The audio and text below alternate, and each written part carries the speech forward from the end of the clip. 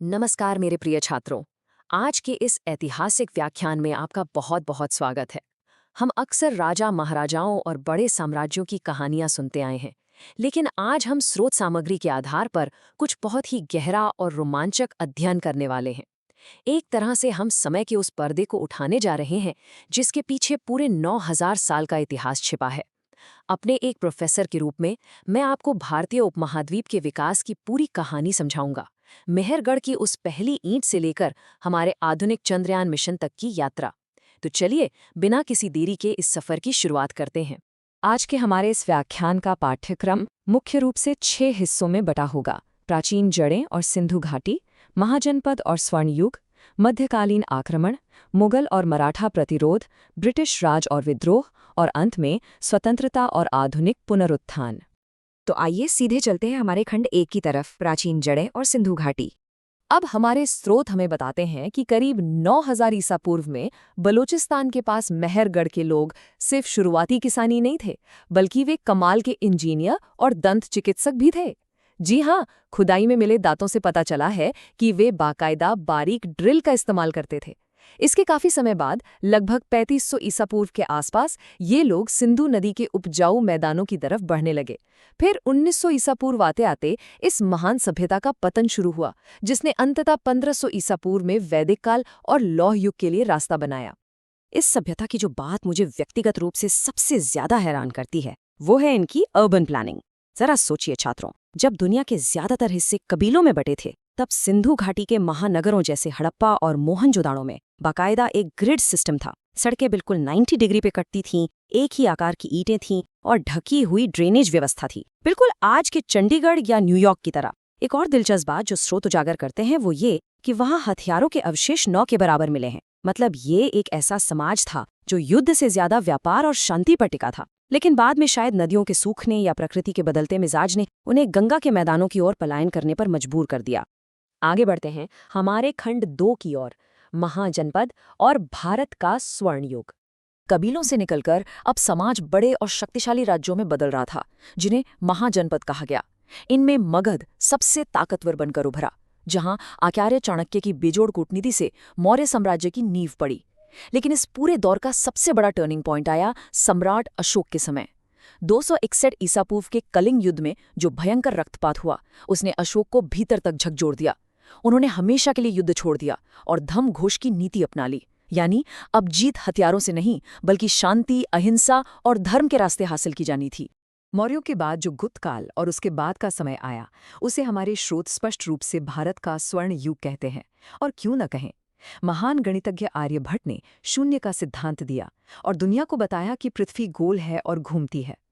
उन्नत धातु विज्ञान का इससे बड़ा सबूत क्या होगा कि दिल्ली का लौह स्तंभ 1600 सालों से आज तक बिना जंग लगे शान से खड़ा है। और शिक्षा के मामले में नालंदा विश्वविद्यालय उस वक्त दुनिया भर के ज्ञान का केंद्र था, जहां एक साथ 10,000 छात्र और 2,000 शिक्षक मौजूद थे। उस समय भारत हथियारों से नहीं, बल्कि अपनी अपार संपत्ति और ज्ञान से दुनिया का नेतृत्व कर रहा था। यहीं से हमारा पाठ्यक्रम एक नया और चुनौतीपूर्ण मोड़ लेता है। खंड 3, आक्रमण और मध्ययुगीन काल। स्वर्ण युग के बाद हर्षवर्धन की मृत्यु ने उत्तर भारत में एक बड़ा राजनीतिक खालीपन पैदा कर दिया। कन्नौज पर कब्जे के लिए 3 बड़ी ताकतों के बीच त्रिपक्षीय संघर्ष शुरू हुआ। बंगाल के पाल, जो कला के संरक्षक थे, राजस्थान के वीर प्रतिहार और दक्कन के राष्ट्रकूट, जिन्होंने बिना किसी आधुनिक मशीन के सिर्फ एक विशाल चट्टान को तराशकर पूरा कैलाश मंदिर बना डाला था। लेकिन इन तीनों के बीच लगातार 200 सालों तक जो आपसी संघर्ष चला, उसने उपमहाद्वीप को भीतर से खोखला कर दिया। और इसी कमजोरी ने 712 ईस्वी में मोहम्मद बिन कासिम और उसके बाद आने वाले अरब आक्रमणकारियों के लिए दरवाजे खोल दिए। तो यहाँ एक बहुत ही महत्वपूर्ण सवाल खड़ा होता है। इतनी अपार दौलत, विशाल सेनाएं और पृथ्वीराज चौहान जैसे पराक्रमी वीरों के होने के बावजूद भारतीय राज्य विदेशी आक्रमणकारियों के सामने क्यों हार गए? हमारे स्रोत इसका उत्तर बहुत स्पष्ट देते हैं। सबसे बड़ी वजह थी एकता की कमी और जयचंद जैसे अपनों का विश्वासघात। इसके अलावा भारतीय राजा युद्ध के सम्मानजनक नियमों से बंधे थे, जैसे निहत्थे या भागते हुए दुश्मन पर वार न करना। जबकि उनके सामने जो दुश्मन थे, उनका एकमात्र लक्ष्य था पूरी तबाही और लूटपाट। ये पूरा दौर बहुत ही गहरे सांस्कृतिक आघातों का गवाह रहा। बख्तियार खिलजी ने ज्ञान के उस महान केंद्र नालंदा को पूरी तरह जलाकर राख कर दिया। जब 1303 में अलाउद्दीन खिलजी की क्रूर सेनाओं ने चित्तौड़गढ़ को घेर लिया और हार बिल्कुल तय हो गई, तो रानी पद्मिनी और 16,000 राजपूत महिलाओं ने जौहर कर लिया। यानी आक्रमणकारियों के हाथों अपमानित होने से बचने के लिए उन्होंने सामूहिक आत्मदाह का रास्ता चुना। इतिहास का ये वाकया बेहद दुखद है, लेकिन ये उस समय के समाज की भयंकर पीड़ा और सम्मान की रक्षा के जज्बे को भी दिखाता है। आइए अब खंड 4 पर नजर डालते हैं, मुगल और मराठा प्रतिरोध। 1526 में पानीपत के मैदान में बाबर ने बारूद और तोपों के एकदम नए और क्रांतिकारी इस्तेमाल से मुगल साम्राज्य की नींव रखी, लेकिन उन्हें शुरुआत से ही कड़ी टक्कर मिली। 1576 में हल्दी घाटी के युद्ध में महाराणा प्रताप ने महलों का ऐशो आराम छोड़ जंगलों में आदिवासियों के साथ मिलकर मुगलों के खिलाफ एक जबरदस्त छापामार युद्ध छेड़ा। बाद में दक्कन में 1646 में बहुत ही कम उम्र में शिवाजी महाराज ने किले जीतकर एक मजबूत मराठा प्रतिरोध खड़ा किया, जो उनके बेटे संभाजी महाराज के 1689 में हुए सर्वोच्च बलिदान तक पूरी ताकत से चलता रहा। स्रोत हमें एक और दिलचस्प बात बताते हैं। मुगल शासन जब अपने एकदम चरम पर था, तो वो एक बहुत बड़ा आर्थिक विरोधाभास भी था। एक तरफ शाहजहां ने ताजमहल और मयूर सिंहासन जैसी बेमिसाल वास्तुकला पर पानी की तरह पैसा बहाया, लेकिन दूसरी तरफ इसका पूरा बोझ आम जनता पर भारी टैक्स के रूप में डाल दिया गया। खेती बर्बाद हो गई, भयानक अकाल पड़े और लाखों किसान भूखमरी का शिकार हुए। यानी इन आलीशान इमारतों की चमक के पीछे आम भारतीयों के शोषण की एक बहुत ही गहरी और स्याह सच्चाई छिपी थी। 40 ये कोई आम नंबर नहीं है छात्रों, ये इतिहास के सबसे क्रूर लेकिन प्रेरक तथ्यों में से एक को दर्शाता है। ये वो 40 दिन थे जब औरंगजेब ने मराठा शासक संभाजी महाराज को लगातार अमानवीय यातनाएं दी। लेकिन कमाल की बात यह है कि इस बर्बरता ने मराठों में खौफ पैदा करने के बजाय एक ऐसी आग लगा दी कि महाराष्ट्र के हर घर से एक नया योद्धा निकल पड़ा। और सच पूछिए तो यही वो चिंगारी थी जिसने मुगलों के पतन की असल नींव रखी। आगे बढ़ते हैं हमारी सिलेबस के 5वें खंड पर, ब्रिटिश राज और 1857 का विद्रोह। तो मुगल साम्राज्य के कमजोर पड़ने के बाद ईस्ट इंडिया कंपनी ने भारत पर कब्जा कैसे किया? स्रोतों के अनुसार अंग्रेजों ने एक बहुत ही व्यवस्थित 3 कदम की रणनीति अपनाई। पहला, हमारी आपसी लड़ाइयों का फायदा उठाना और पलासी में मीर जाफर जैसे गद्दारों का इस्तेमाल करना। दूसरा, देश की पूरी अर्थव्यवस्था को निचोड़ लेना। उन्होंने हमारे स्थानीय बुनकरों के अंगूठे तक कटवा दिए और किसानों को जबरदस्ती नील की खेती करने पर मजबूर किया। और तीसरा कदम था हमारी सांस्कृतिक और धार्मिक गरिमा पर सीधा हमला, जिसका सबसे बड़ा उदाहरण वो कारतूस थे जिनमें कथित तौर पर जानवरों की चर्बी लगी थी। इसी व्यवस्थित शोषण का एक जबरदस्त पलटवार था 1857 का विद्रोह। मंगल पांडे ने बैरकपुर में वो पहली चिंगारी जलाई। इसके बाद हिंदू और मुस्लिम सैनिक एक साथ आए और उन्होंने बहादुर शाह जफर को अपना सम्राट घोषित कर दिया। रानी लक्ष्मीबाई ने अपनी झांसी को बचाने के लिए जो अदम्य साहस दिखाया, वो आज भी प्रेरणा देता है।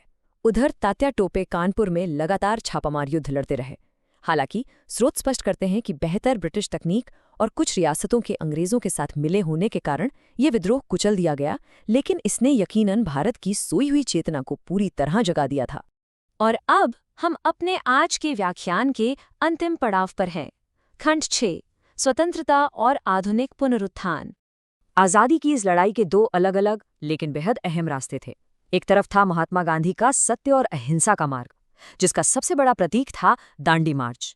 वहीं दूसरी तरफ उन युवाओं का सशस्त्र क्रांतिकारी जोश था जो मानते थे कि अंग्रेजों जैसी बहरी सरकार को सुनाने के लिए धमाकों की जरूरत होती है। नेताजी सुभाष चंद्र बोस का वो मशहूर नारा, तुम मुझे खून दो मैं तुम्हें आज़ादी दूंगा, इसी भावना का प्रतीक था। भगत सिंह, चंद्रशेखर आज़ाद और नेताजी की आज़ाद हिंद फौज ने ब्रिटिश हुकूमत को ये साफ कर दिया था कि अब वे भारत पर बलपूर्वक राज नहीं कर सकते। 1947 में जब हमें आज़ादी मिली तो उसके साथ विभाजन का एक बहुत भारी और दर्दनाक घाव भी मिला। लेकिन इसके साथ ही देश के सामने एक और विशाल चुनौती थी, 562। जरा सोचिए, ये उन अलग अलग रियासतों की संख्या है जिनमें हमारा देश बटा हुआ था। लौह पुरुष सरदार वल्लभ भाई पटेल ने अपनी फौलादी कूटनीति से इन 562 टुकड़ों को जोड़कर एक आधुनिक और अखंड भारत का नक्शा तैयार किया। आज अगर हम बिना किसी पासपोर्ट के पूरे देश में कहीं भी बेरोक-टोक घूम सकते हैं, तो ये पूरी तरह से उनकी दूरदृष्टि का ही परिणाम है। अंग्रेज जो भारत छोड़ गए थे, वहां एक सुई तक बनना मुश्किल था। लेकिन इस देश ने जो वापसी की है वो ऐतिहासिक है। 1947 में आज़ादी और विभाजन की विभीषिका झेलने के बाद 1971 में हमने एक अभूतपूर्व सैन्य विजय हासिल की। 1998 में पोखरण के रेतीले मैदानों में सफल परमाणु परीक्षण कर दुनिया को चौंकाया, और 2023 में चंद्रयान ने चंद्रमा के दक्षिणी ध्रुव पर सफलतापूर्वक लैंडिंग की। जो उपमहाद्वीप कभी बिल्कुल खोखला कर दिया गया था, वो आज एक परमाणु संपन्न अंतरिक्ष की यात्रा करने वाली एक विशाल वैश्विक आर्थिक महाशक्ति बन चुका है। तो मेरे प्रिय छात्रों, आज के इस लंबे और गहरे अध्ययन को समाप्त करते हुए मैं आपको सोचने के लिए एक बात कहना चाहूँगा। जैसा कि हमारे स्रोतों ने स्पष्ट किया है, इतिहास हमें सिर्फ ये नहीं सिखाता कि कोई सभ्यता कितनी बार गिरी या उसे कितनी बार लूटा गया, बल्कि ये हमें याद दिलाता है कि वो सभ्यता अपनी राख से कितनी बार उठ खड़ी हुई।